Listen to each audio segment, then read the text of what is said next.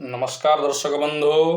मु संतोष कुमार नायक स्वागत करुच्ची मोर ये यूट्यूब चैनल को। आसंतु दर्शक बंधु आज आमे श्रीमद् भगवद गीता प्रथम अध्याय बा अर्जुन विषाद जोग विषय रे किसी आलोचना करिबा। आपण माने समस्ते देखंतु मोर ये यूट्यूब चैनल को, जो मैंने नुआ अच्छा सब्सक्राइब करनियंतु एवं लाइक गोटे गोटे करदेवे, करने को भूलिबे नहीं। ओम वसुदेवसुतं देव कंस चाणूरमर्दन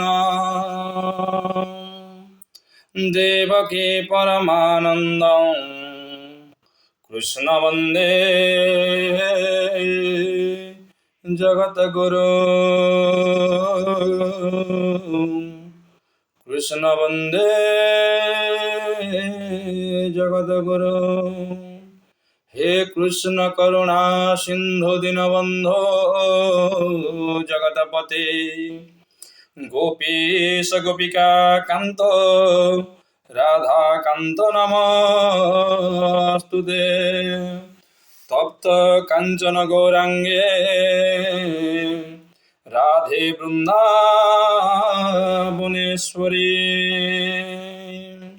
वृषभानुसुते देवी प्रणमामि हरि प्रिय। हरि ओम हरि ओम हरि ओम। से पवित्र ग्रंथ मानकर सार श्रीमद् भगवद गीतार प्रति श्लोक को आज आम ओडिया रे अनुवाद पूर्वक आपण मान पाखे उपस्थापन करछन्तु। दयापूर्वक समस्ते श्रवण करवा हेबे एवं किसी भूल त्रुटि मार्जना करवा हेबे। निज निज बुद्धि रे दोष न दे निजे मार्जना करिवे, दोष क्षमा करबा पई समस्त क्षमा प्रार्थना करछि। ओम अतः प्रथम अध्याय श्रीमद् भगवद गीता अर्जुन विषाद योग। कुरुक्षेत्र युद्ध भूमि रे सैन्य दर्शन। आज प्रथम श्लोक श्रीमद् भगवद गीतार प्रथम श्लोक एवं प्रथम श्लोक रे आज धृतराष्ट्र पचारुछन्ति संजय को, हे संजय मोर पुत्र एवं पांडव माने पंडुंकर पुत्र माने युद्ध भूमि रे बा धर्मक्षेत्र कुरुक्षेत्र उपस्थित हुए कौन कले एकत्र हुई युद्ध करने पाई इच्छा करी समस्ते से कौन कले। धर्मक्षेत्रे कुरुक्षेत्रे समवेतायुयुत्सवः मामका पाण्डवाश्चैव किमकुर्वत संजय हे संजय। धृतराष्ट्र पचारिले, धृतराष्ट्र कहले संजय को, हे संजय मोर पुत्र एवं पांडुपुत्र माने युद्ध करने को इच्छा करी धर्मक्षेत्र बा कुरुक्षेत्र तीर्थ क्षेत्र आज कौन कले से माने उपस्थित हुई समस्ते समवेत हुई आज कौन कले। एठारे संजय धृतराष्ट्र को कहते, संजय धृतराष्ट्र को कहले श्लोक 3 नंबर श्लोक रे पुणी कहले संजय कहले संजय उवाच दृष्ट्वा तो पाण्डवानेकं दृढ़ दुर्योधनस्तदा आचार्यामुखमुपसंगम्य राजा वचन ब्रवीद। संजय कहले हे राजा, हे धृतराष्ट्र, हे राजा, पांडव मानंकर सैन्य बाहिनी को देखिला परे पांडव मानंकर सैन्य बाहिनी को देखिला परे राजा दुर्योधन गुरुंक निकट रे उपस्थित हो गले। राजा दुर्योधन जाएगी गुरुंक निकट रे प्रवेश ले एवं गुरुंकु कहवा को लागिले। कौन कहवा को लागिले आसंतु ताहा सुनिबा। जेते बेले धर्मक्षेत्र कुरुक्षेत्र रे आज समस्त पांडव एवं कौरव मारे एकत्रित होइचंदी ताहा देखि धृतराष्ट्र संजय को पचारिले कौन करे मोर पुओ माने मोर पुत्र जेहेतु से जन्म अंध थे से देखि पान नथिले तेणु करी संजय देखुले एवं दिव्य चक्षुरे संजय देखिक समस्त प्रकार युद्धर विवरणी बा समस्त विवरणी से दौले राजा धृतराष्ट्र को। से समय धृतराष्ट्र प्रश्न कले मोर पुओ एवं पंडुपुत्र वर्तमान कौन कले। से समय संजय कहले हे राजा धृतराष्ट्र आज धर्मक्षेत्र कुरुक्षेत्र पांडव मान सैन्य को देखि राजा दुर्योधन गुरु निकट को चलीगले और गुरु को से कहवा लगिले अत्र सुरामहे पश्येतं पांडुपुत्राणामाचार्य महते जमो बीढ़ा द्रुपदपुत्रेण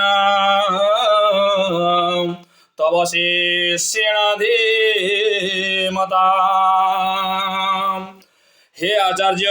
आज दुर्योधन गुरु निकट में उपस्थित है गुरु को कहते हे आचार्य हे गुरुदेव पंडुपुत्र मानकर विराट सैन्य बाहिनी को देखि आपण देखंतु ए पंडु मानकर पांडव मानकर विराट सैन्य बाहिनी को आपण स्वचक्षु अवलोकन करंतु देखंतु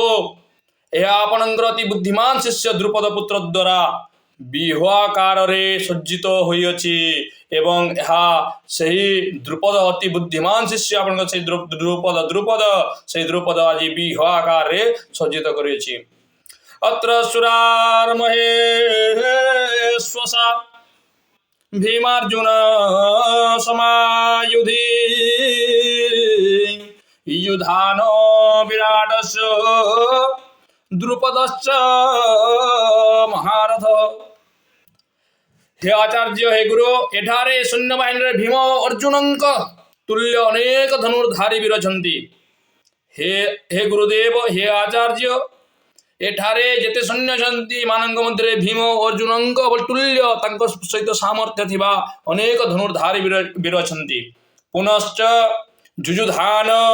विराट और द्रुपदंग परे अनेक विशिष्ट योद्धा मध्य छन्ति। आज दुर्योधन पांडव मान सैन्य बाहिनी को देखि अति भीतस्तत होई गुरु निकट में उपस्थित हो गुरु को से एपरि कहउछन्ति हे गुरु एठारे जेते वीर अछन्ति सही भीम अर्जुन पर समस्त धनुर्धारी वीर अछन्ति। जुजुधान विराट द्रुपदंग परि वीर मध्य एठारे उपस्थित अछन्ति। दुष्टकेतुश्च गीतानः काशीराज वीर्यवान् पुरुजित कुंती भोजश्च शैवश्च नरपुंगव। ओ आहुरी मध्य एठारे दुष्टकेतु दुष्टकेतु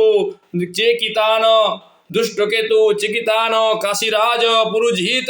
कुंती भोज आदि शैव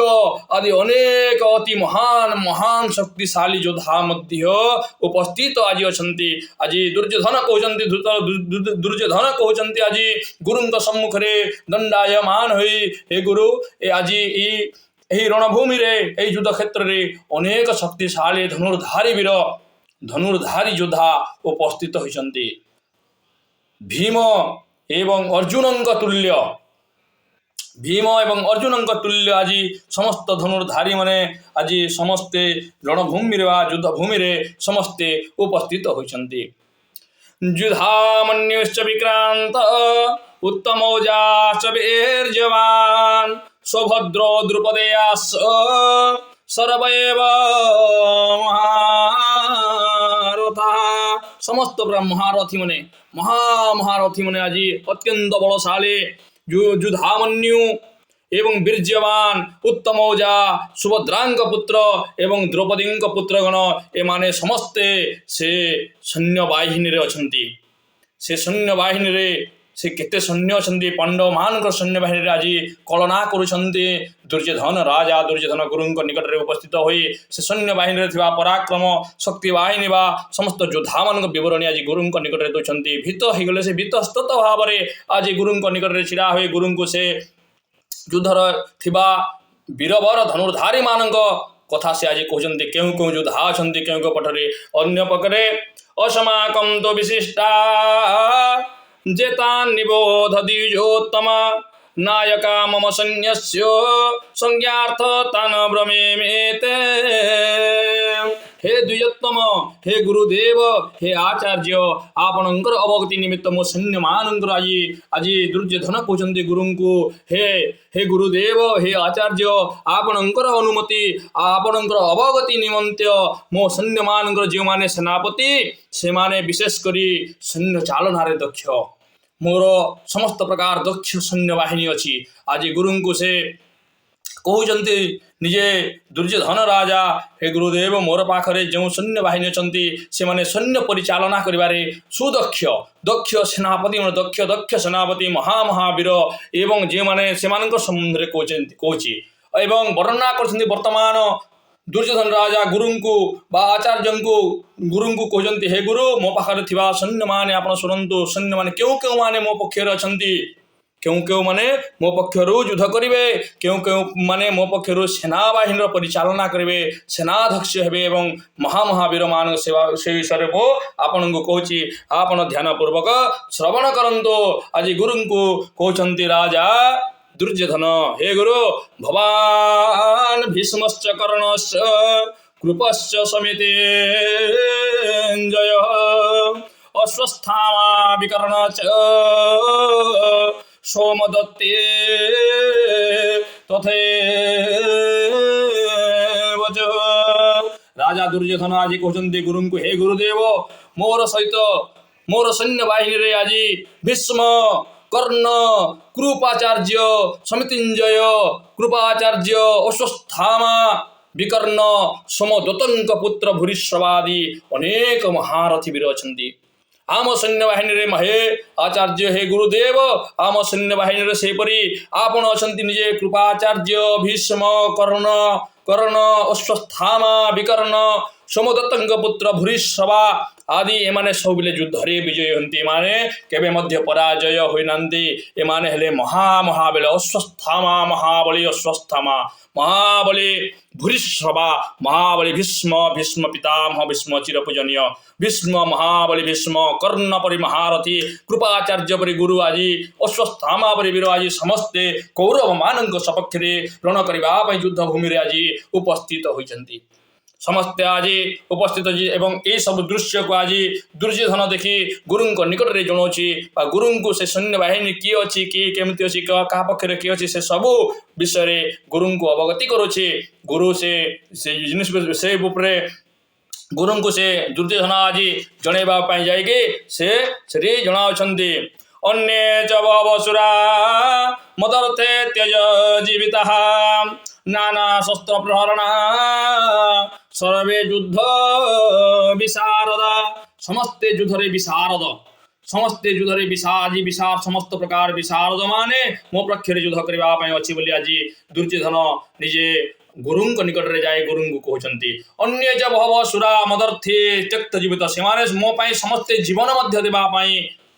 प्रतिबद्ध समय से समस्ते जीवन देवाई पछ घुंचा देवे ना बोली आज गुरु को संबोधना कर गुरु को कहूँ आज राजा महामानी राजा दुर्योधन आहरी अनेक वीर अच्छा राजा दुर्योधन कहूँ आहरी अनेक वीर अच्छा जे से माने मो पाई राजा दुर्योधन कहूँ मो पाई से माने जीवन देवाक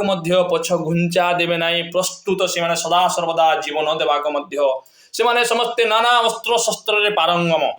से माने समस्ते नाना अस्त्र शस्त्र मध्य पारंगम एवं सज्जित होई से माने रेडी हिकी सबले रहिछंती एवं से माने समस्ते युद्ध विज्ञान रे अभिज्ञ युद्ध विज्ञान रे से माने समस्ते धुरंधर समस्ते एक्सपीरियंस समस्ते अभिज्ञता संपन्न एवं अपरज्यास्तम तदस्माकं बलम भीष्माभिरक्षितं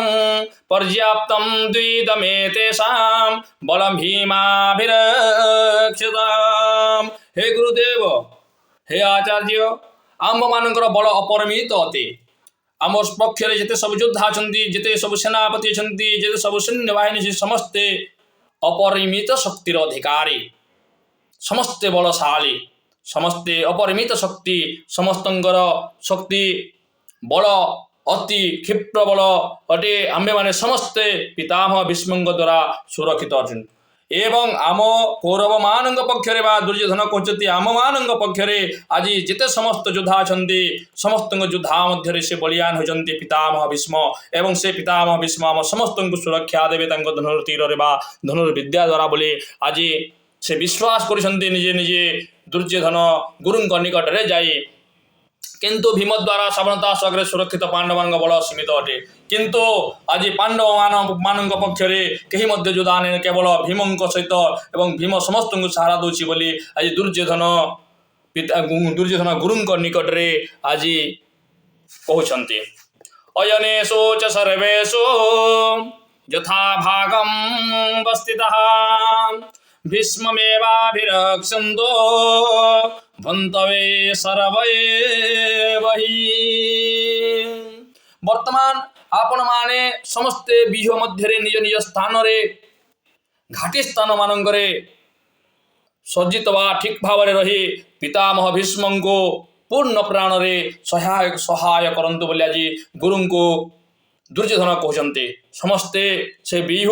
ବା ସେ ଚକ୍ର ଯେଉଁ ରଚନା ଯୁଦ୍ଧଶୈଳୀ ଯୁଦ୍ଧ ରଚନା କରାଯାଇଛି, ଯେଉଁ ଜାଗାରେ ଯିଏ ରହିବ, ଯେଉଁ ଜାଗାରୁ ଯିଏ ପରିଚାଳନା କରିବ, ସେ ଘାଟି ସ୍ଥାନ ମାନଙ୍କରେ ଯାହା କୁହାଯାଏ ଘାଟି ସ୍ଥାନ, ସେ ଘାଟି ସ୍ଥାନ ମାନଙ୍କରେ ସମସ୍ତ ସେନାପତି ମାନଙ୍କୁ ଆଜି ଦୁର୍ଯ୍ୟୋଧନ ନିଯୁକ୍ତି କରିବା ପାଇଁ ସମସ୍ତଙ୍କୁ ଅନୁମତି ଦେଲେ ବା ସମସ୍ତଙ୍କୁ ଆଦେଶ ଦେଲେ। ସମସ୍ତେ ଘାଟି ଜାଗାରେ ସମସ୍ତେ ରହି ସମସ୍ତେ ଯୁଦ୍ଧକୁ ପୂର୍ଣ୍ଣ ପ୍ରାଣରେ ଆଜି ପିତାମହ ଭୀଷ୍ମଙ୍କୁ ସେ ସେନାପତି, ସେ ମୁଖ୍ୟ ସେନାପତି ସେ ପିତାମହ ଭୀଷ୍ମଙ୍କୁ ସମସ୍ତେ ସାହାଯ୍ୟ କରିବା ପାଇଁ ଆଜି ଆଦେଶ ଦେଉଛନ୍ତି। ରାଜା ଦୁର୍ଯ୍ୟୋଧନ ଗୁରୁଙ୍କ ନିକଟରେ ଯାଇ ସବୁ ସମସ୍ତ କଥା କହିଲେ। ତସ୍ୟ ସଞ୍ଜୟ ହର୍ଷଂ କୁରୋର୍ଯୁଦ୍ଧ ପିତାମହ ସିଂହନାଦ ବିନଦ୍ୱେର୍ଚୈ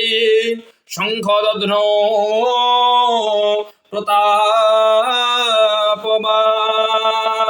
ପ୍ରତାପବାନ୍। ତତ୍ପରେ ଅତି ପ୍ରତାପଶାଳୀ କୁରୁବଂଶର ପିତାମହ ଓ ଯୋଦ୍ଧାମାନଙ୍କର ପିତାମହ ଭୀଷ୍ମ ଦୁର୍ଯ୍ୟୋଧନଙ୍କୁ ଆନନ୍ଦ ଦେବା ନିମିତ୍ତ ସିଂହ ଗର୍ଜନ ସଦୃଶ ଅତି ଉଚ୍ଚ ସ୍ୱରରେ ତାଙ୍କର ଶଙ୍ଖନାଦ କଲେ। ପିତାମହ ଭୀଷ୍ମ ସେନାପତି ହିସାବରେ ଆଜି ଶଙ୍ଖନାଦ କରିଛନ୍ତି। ଯେହେତୁ ଦୁର୍ଯ୍ୟୋଧନ ତାଙ୍କୁ ସେନାପତି ରୂପରେ ନିଯୁକ୍ତ କରିଛି, ତେଣୁକରି ସେ ସେନାପତି ନିଯୁକ୍ତ ହୋଇ